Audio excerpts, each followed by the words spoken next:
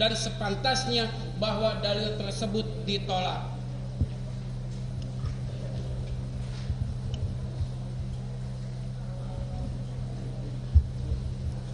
Izin Yang Mulia, kami lanjutkan.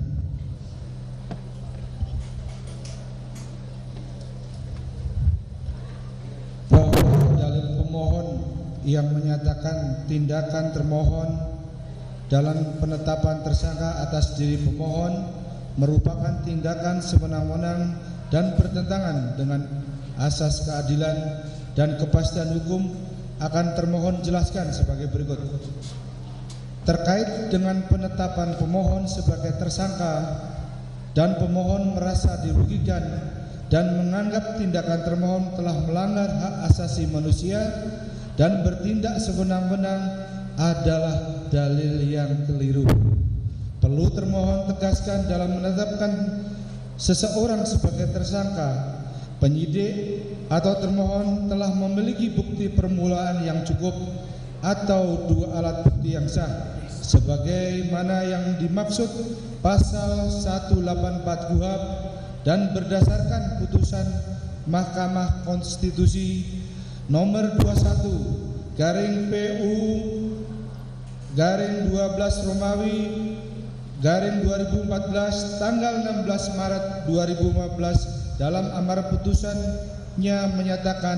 frasa bukti permulaan yang cukup dan bukti yang cukup sebagaimana ditentukan dalam pasal 1 angka 14, pasal 17 dan pasal 21 ayat 1 Undang-Undang nomor 8 tahun 1981 tentang hukum acara pidana, Lembaran Negara Republik Indonesia tahun 1981 nomor 76 tambahan Lembaran Negara Republik Indonesia nomor 3209 tidak mempunyai kekuatan hukum mengikat sepanjang tidak dimaknai bahwa bukti permulaan yang cukup dan bukti yang cukup adalah minimal dua alat bukti yang termuat dalam pasal 184 Undang-Undang 8 tahun 1981 tentang hukum acara pidana. Dengan ditetapkan pemohon sebagai tersangka oleh termohon sebagai bentuk kepastian hukum yang diberikan oleh termohon dalam konteks hak asasi manusia sebagaimana salah satu prinsip dasar terdapat dalam KUHP, bahwa termohon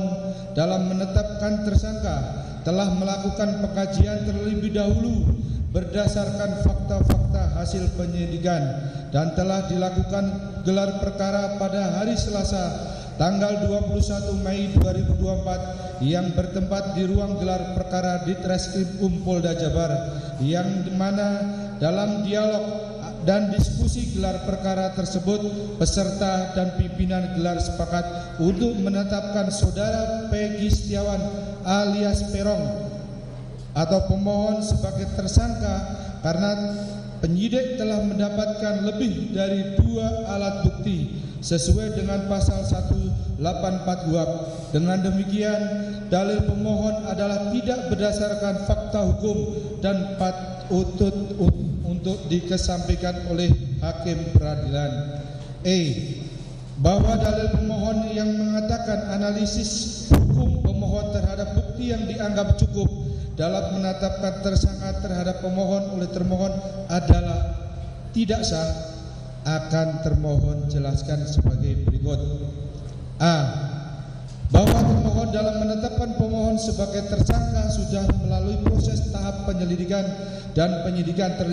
terlebih dahulu sesuai dengan pasal 5 pasal 10 Perkap 6 tahun 2019 tentang penyidikan tindak pidana, yaitu memeriksa pelapor, saksi-saksi, ahli serta mengumpulkan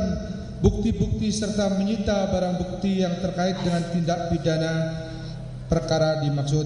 Kemudian berdasarkan adanya fakta-fakta hukum sesuai dengan salinan putusan pengadilan yang sudah mempunyai kekuatan hukum tetap, yaitu atas nama tersangka Saudara Sakatata yang telah divonis bersalah oleh Pengadilan Negeri Cirebon dengan putusan nomor 16/Pitsus anak garing 2016 PN Cirebon Pengadilan Tinggi Bandung banding dengan putusan nomor 50/Pitsus/Anak/2016 Pengadilan Tinggi Bandung serta kasasi Mahkamah Agung dengan putusan nomor 2607K/Pitsus/2016 berdasarkan persangkaan pasal 30 KUH pidana junto pasal 55 ayat 1 ke 1 KUH pidana dengan hukuman penjara 8 tahun. Kemudian berkas perkara atas nama tersangka Rivaldi Aditya Wardana alias Ucil bin Asep Kusnadi dan Ekora Madani alias Opak bin Kosim yang telah divonis bersalah oleh hakim yang mengadili perkara tersebut dengan hukuman seumur hidup mulai dari pengadilan tingkat pertama di Pengadilan Negeri Cirebon dengan putusan nomor 3 Pit B 2017 Pengadilan Cirebon banding Pengadilan Tinggi Bandung dengan putusan nomor 19 Pit 2017 PT Pengadilan Tinggi Bandung sampai dengan kasasi Mahkamah Agung dengan putusan nomor 1035 K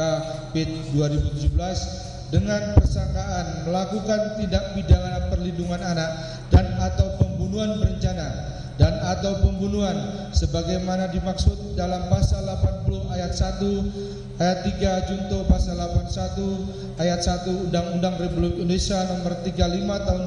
2014 tentang perubahan Undang-Undang RI nomor 23 tahun 2002 tentang perlindungan anak dan atau pasal 340 KUH pidana dan pasal 338 KUH pidana junto pasal 55 ayat 1 ke 1 KUH pidana. Sedangkan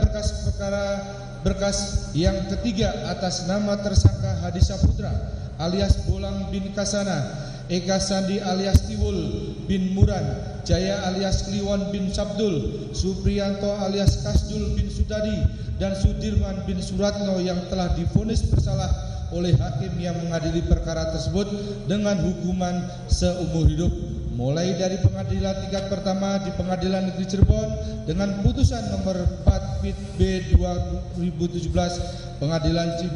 Cibik Cirebon banding di Pengadilan Tinggi Bandung dan putusan nomor 193 Pit 2017 Pengadilan Tinggi Bandung yang terbukti secara sah dan meyakinkan melakukan tindak pidana perlindungan anak dan atau pembunuhan berencana dan atau pembunuhan sebagaimana dimaksud dalam pasal 80 ayat 1 ayat 3 junto pasal 81 ayat 1 Undang-Undang RI nomor 35 tahun 2012 tentang perubahan Undang-Undang RI nomor 23 2002 tentang perlindungan anak dan atau pasal 30 KUH pidana dan pasal 338 KUH pidana junto pasal 55 ayat 1 ke 1. B. Berdasarkan fakta hukum tersebut di atas, kemudian pada hari Kamis tanggal 21 Mei 2024 sekira jam 09.00 WIB sampai dengan selesai yang bertempat di ruang gelar perkara di Reskrim Polda Jabar, termohon telah melaksanakan gelar perkara yang dipimpin oleh Fasidik di Reskrim Polda Jabar yang dihadiri oleh pengawas internal Polda Jabar yaitu fungsi Itbasda Polda Jabar, Bid Propam Polda Jabar serta dari fungsi hukum Bidkum Polda Jabar bahwa dalam diskusi dan dialog gelar perkara tersebut pimpinan dan peserta gelar berdasarkan fakta-fakta hukum yang telah diperoleh penyidik sepakat menetapkan saudara Peggy alias Peggy Setiawan alias Peron ditetapkan sebagai tersangka karena penyidik telah mendapatkan lebih 2 alat bukti yang cukup sesuai dengan pasal 184 KUHP dan putusan Mahkamah Konstitusi nomor 21/12/2014 tanggal 16 Maret 2015 yang dalam amar putusannya menyatakan frasa bukti permulaan yang cukup dan bukti yang cukup sebagaimana ditentukan dalam pasal 1 angka 14, pasal 17 dan pasal 21 ayat 1 Undang-Undang nomor 8 tahun 1981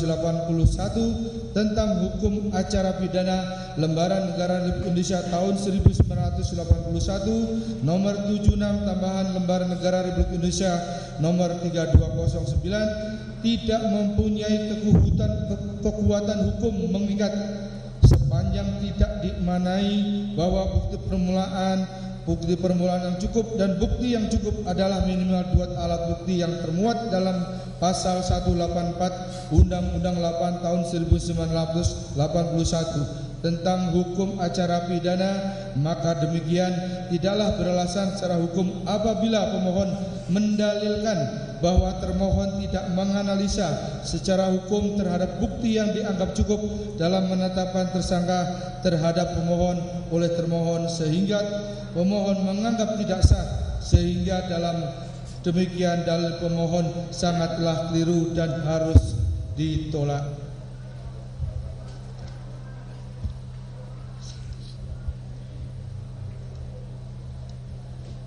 Bahwa menurut peraturan Mahkamah Agung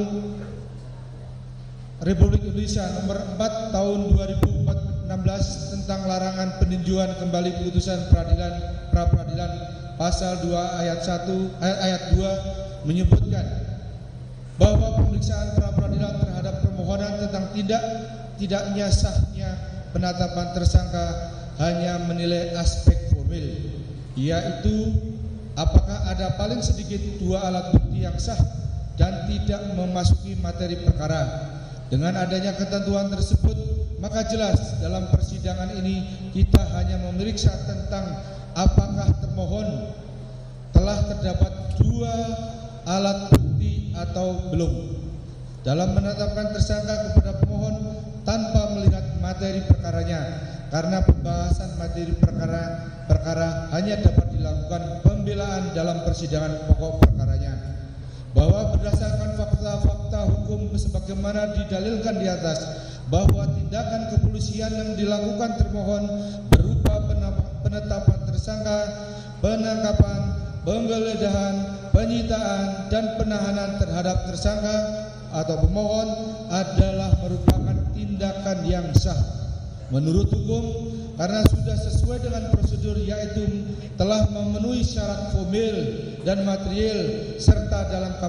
kapasitasnya melaksanakan perintah undang-undang sesuai dengan kewenangannya. Maka dengan demikian termohon yang telah melakukan penetapan tersangka saudara Peggy Setiawan alias Peron bin Rudi Irawan pemohon adalah tidak bertentangan hukum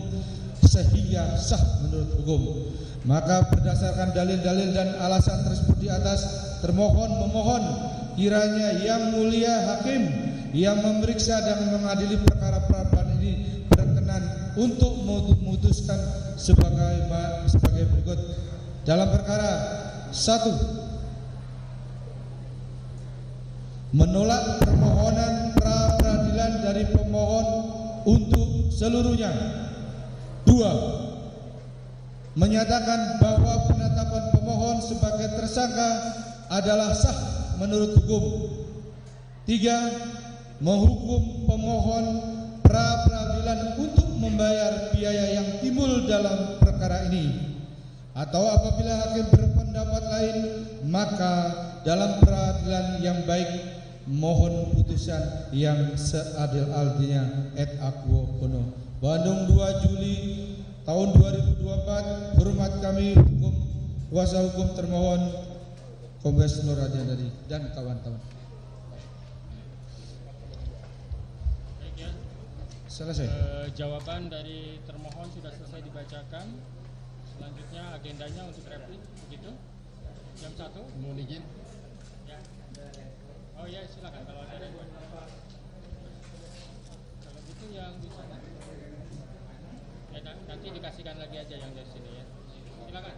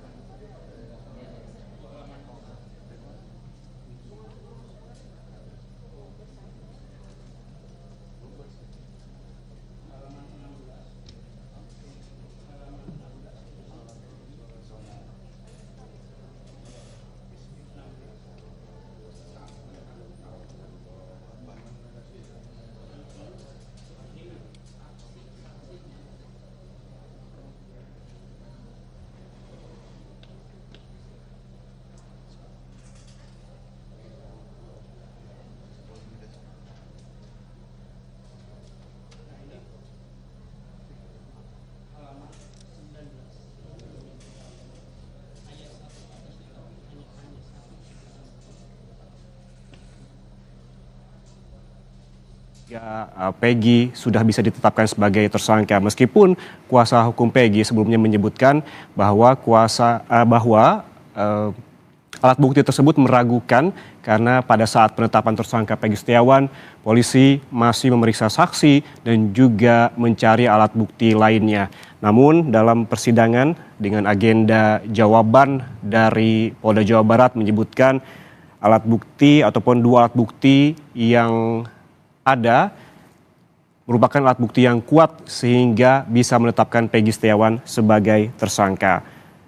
Kemudian penangkapan juga sudah sesuai dengan alat bukti. Inilah jawaban yang diberikan oleh Polda Jawa Barat dalam sidang pra-peradilan hari ini, di mana Polda Jawa Barat menilai beberapa poin atau dalil yang disampaikan dalam aspek formil ini terhadap penetapan tersangka Peggy Setiawan sudah memenuhi aspek formilnya. Dan penangkapan dari Peggy Setiawan juga sudah berdasarkan dari hasil penyelidikan yang dilakukan sebelumnya oleh